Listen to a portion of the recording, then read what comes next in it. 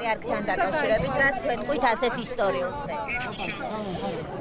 სრულიად საქართველოს ულოცა უწმინდესი და უნეტარესი საქართველოს კათოლიკოს პატრიარქის შიო მესამის ანდრია პირველწოდებულის წმინდა კათედრაზე აღსადრებას. ეს არის ისტორიული დღე, ისტორიული მომენტი, რომელიც იშვიათია ერისთვის და ყველას გვიხარია, რომ ვართ ამ მომენტის მოწმე.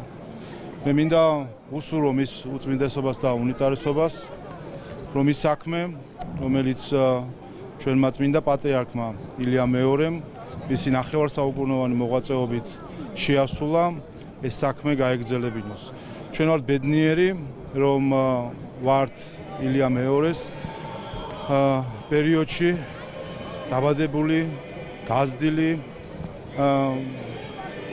ეკლესიაში ისული ადამიანები, რომელმაც იგრძნო ისულიერი კავშირი, რომელიც ილია მეორემ დაამყარა თითოეულ ქრისტიან ქართველს შორის. და მნიშვნელოვანია ამ ღვაწლის გაგრძელება. ჩვენ ბედნიერი ვართ, რომ ვიწყებთ იმ წერტილიდან, სადაც ილია მეორემ სუდარა გადაფარებული ქართული ეკლესია კვლავ აღორძინა, გააცოცხლა, ჩვენ როგორც მრევლის შეკვრა, ჩვენ ვართ მომენტში, როდესაც ილია მეორემ დასთესა და ჩვენ ვიმკით. და მნიშვნელოვანია, რომ გაუფრთხილდეთ ამ დანატოვარს. შეწყალებაზე უნდა გითხრათ, იგეგმება შესაძლებელია მოგმართოთ ახალი პატრიარქოს შემდგომ საუკეთესობას. და ამნისტიაზეც არის მსჯელობა, არა მხოლოდ ვაცხებოთ ერთმანეთს. არა მიხეილ ყაბულაშვილს, არამედ უბრალოდ ყოვლისა შეწყალება ჩემი კომპეტენცია არ გახლავთ, თუმცა შემიძლია გითხრათ ერთი რამ, რომ შენდობას წინ ყოველთვის უძღვის სინანული. ეს არის ერის კანონი და ეს არის ეკლესიის კანონიც. ამიტომ ითქვა არაერთხელ, რომ მნიშვნელოვანია უპირველეს ყოვლისა, სადაც ვინმე ისაუბრებს შეწყალებაზე, ისაუბროს სინანულზე. არის თუ არა სინანული იმ ადამიანებში, რომლებმაც სადეს ადამიანების ცოცხლად დაწვა მოლოტოვის კოქტეილებით, არის თუ არა სინანული იმ ადამიანებში, რომლებმაც სადეს საქართველოს პარლამენტის გადაწვა, არის თუ არა სინანული იმ ადამიანებში, რომლებმაც სადეს ქვეყნის დამხობა. ყველა ამიტომ შენდობას ყოველთვის წინ უნდა უძღოდეს სინანული. ბატონ შალვა, ჩვენ ისე ვუყურებთ ეკლესიის წინააღმდეგ კამპანიას. პრაქტიკულად გუშინდელი დღიდან ეს ორთვიანი პერიოდი, რასაც ვუყურებდით, განახლდა. ახლა ახალი პატრიარქის პროცესის მიმართ. თქვენ რას გეუბნებათ ეს ყველაფერი, რასაც ბოლო 2 თვეა ვუყურებთ? ეს არის ანარეკლი იმისა, რაც ხდება ზოგადად ქვეყანაში, როდესაც არის ჯგუფი ადამიანებისა, რომელიც ცდილობს, რომ ჩვენი ქვეყანა გადაიყვანოს მისი ისტორიული გზიდან. ეს ისტორიული გზა აისახება როგორც პოლიტიკურ ცხოვრებაში, ისე სულიერ ცხოვრებაში. როგორც ცდილობენ ჩვენ გადავიყვანონ ჩვენი ისტორიული პოლიტიკური გზიდან, რაც გულისხმობს ჩვენი ერის კეთილდღეობას, ჩვენი ქვეყნის მთლიანობას, ასევე ცდილობენ, რომ ჩვენ გადავიყვანონ იმ სულიერი მთავარი ხაზიდან, რასაც ქართველი ხალხი საუკუნეებია მოსდევს. ამიტომ აქ არაფერი გასაკვირი არ არის, იმიტომ ეს არის იგივე სახეები, ვინც ებრძვის სახელმწიფოს, იგივე სახეები ებრძვიან ეკლესიას. ეს არის ერთი და იგივე ბრძოლა, რომელიც გამოუცხადეს საქართველოს მის სახელმწიფოებრივ თუ სულიერ მხარეს. ასე რომ მნიშვნელოვანია, რომ ერიც და ბერიც ვაცნობიერებდეთ, თუ რა ბრძოლაში არის საქართველო და ამ ბრძოლას, ეს ბრძოლა როგორც აქამდე ღირსეულად მიდიოდა საქართველოს ინტერესების, ჩვენი ეკლესიის ინტერესების სასარგებლოდ, ასეც უნდა გაგრძელდეს. ბატონ შალვა, ელჩი ფიშერი ცილის წამებაში გადანაშაულებთ. თქვენი განცხადებებიდან გამომდინარე, მან თქვა, რომ ეს არის ცილის წამება. რა არის თქვენი პასუხი ამჯერად ელჩის მიმართ?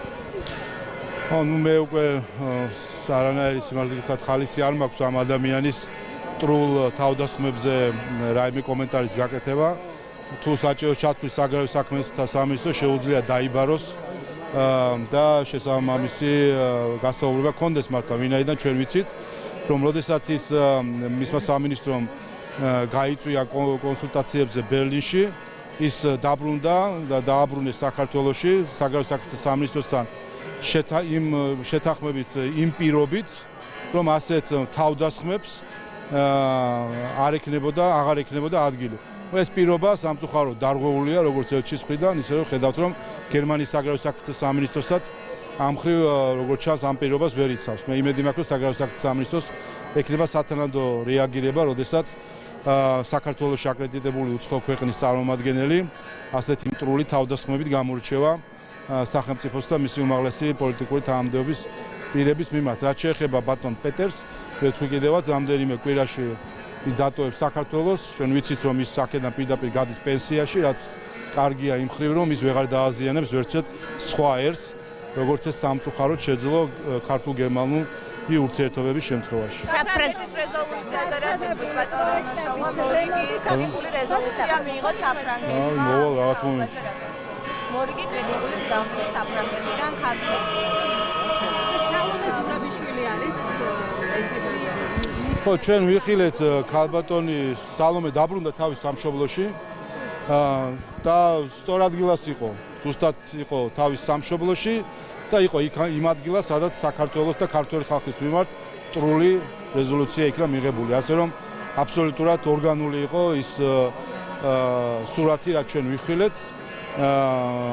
ქალბატონი სალომე თავის სამშობლოში საქართველოს წინააღმდეგ მტრული ნაბიჯების ერთ-ერთი თანაორგანიზატორი. ივანიშვილი საშენებლო პროექტების რემონტი გადაიბარა ეხლა სახელმწიფო. მაგალითად ციცინათელას მუსიკოსების პარტიისთვის გამარტივებული ტენდერები ხორციელდება და ერთ-ერთი კომპანია Steering Georgia იბარებს 5 მილიონიან ტენდერს. აქედანვე გეტყვით, რომ არ ვიცი საკითხი, რაზე საუბრობთ, ამიტომ ვერ გიპასუხებ. ბატონ შალო, ოპოზიციაზე გითხავთ, მაინც თუ შეიძლება კიდევ ერთხელ კვლავ გრძელდება ურთიერთბრალდებები.